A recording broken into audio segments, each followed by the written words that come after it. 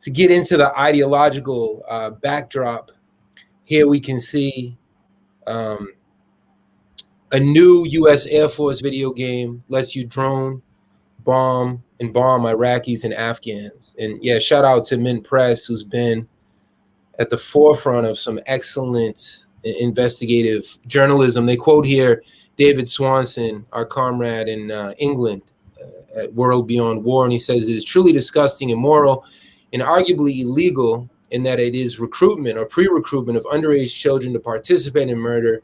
It is part of the normalization of murder that we have been living through."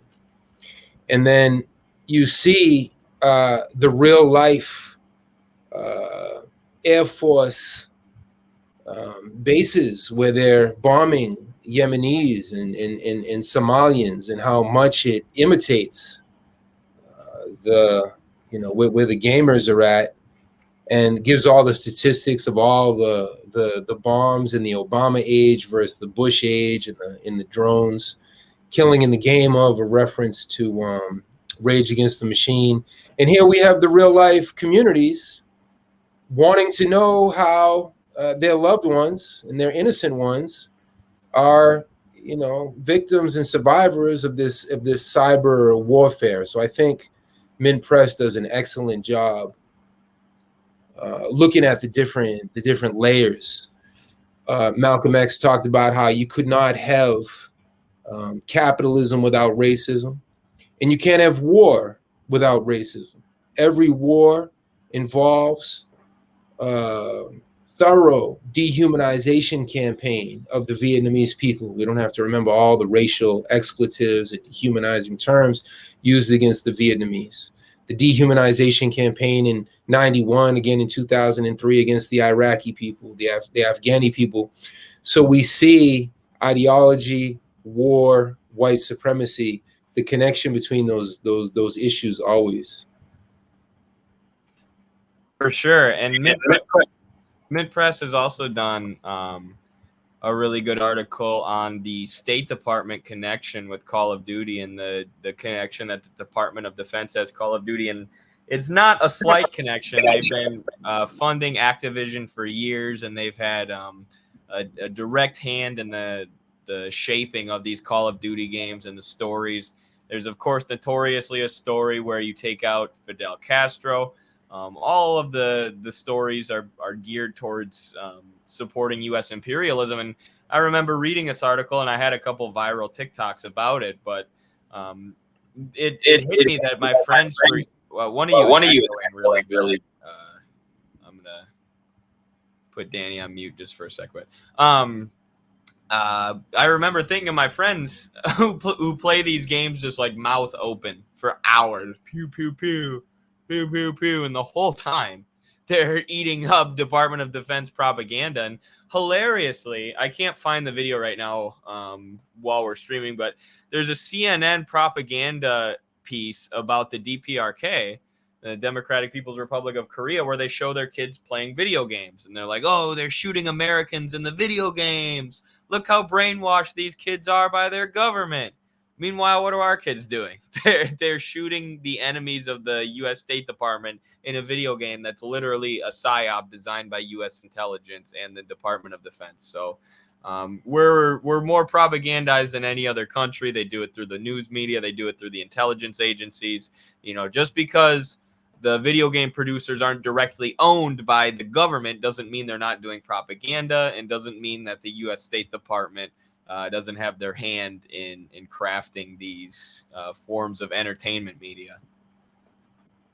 Right, and the same way there's a revolving door between the state and the military and the media, you see a similar revolving door, and that article specifically that you mentioned, Eddie, shows it between the video game industry and Activision specifically, and the State Department and leading military officials. I mean, that article goes through about a dozen different people who have been involved, from anything from the word is slipping, torture campaigns, and just people that are the archetypes, the personification of American foreign policy, involved in crafting these games a lot of the times in their boards of directors, and working very intimately with some of the leading people from Activisions and the major games producers to craft a narrative that benefits the State Department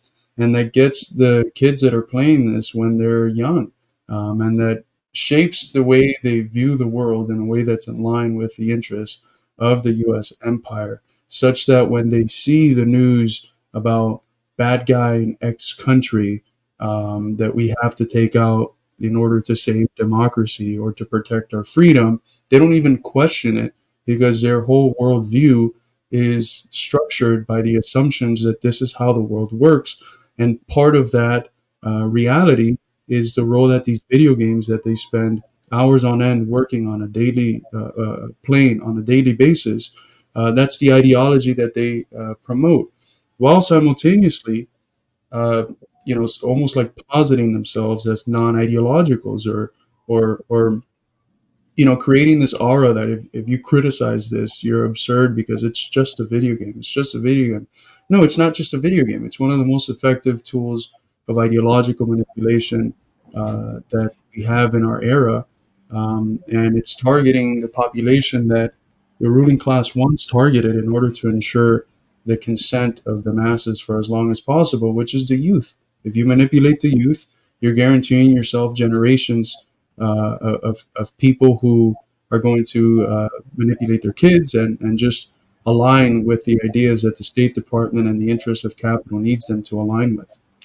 That was the comment that everybody left under my viral videos about Call of Duty. Was it's just a game, bro? It's just a game. Like, no, it's not, because it whether you know it or not, it's inventing your reality, as Carlos said. It's informing your reality and giving you preconceived notions about countries like Cuba or enemies of the United States that you don't even realize it's indoctrinating you with. And I held up Michael Parenti's Inventing Reality, but really that's an analysis of news media.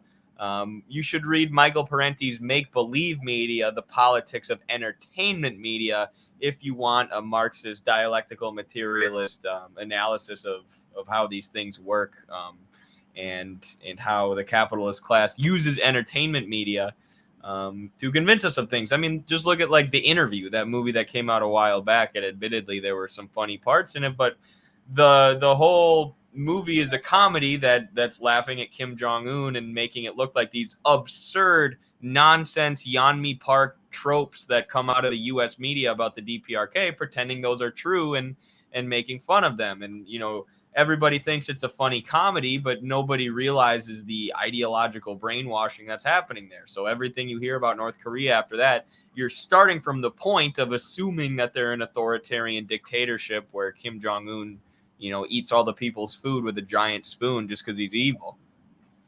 Eats the baby's babies, to quote Comrade Noah, who's with Family Today. Yeah, a lie repeated 1,000 times, as Joseph Goebbels, the Nazi propagandist, taught us. A lie repeated 1,000 times becomes a truth. And these tropes, I think the uncritical U.S. public, when they watch the interview, or there was another horrific movie, The Dictator, that came out shortly after the U.S. 2011 recolonization and dismemberment of Libya. And as we laughed, I mean, look what the Libyan people are going through today. Let's go through these super chats. Thanks to everyone who gave the super chat. There's some amazing comments in here. I want to come back and study these so I can learn more about this video game world, which I really didn't grow up with.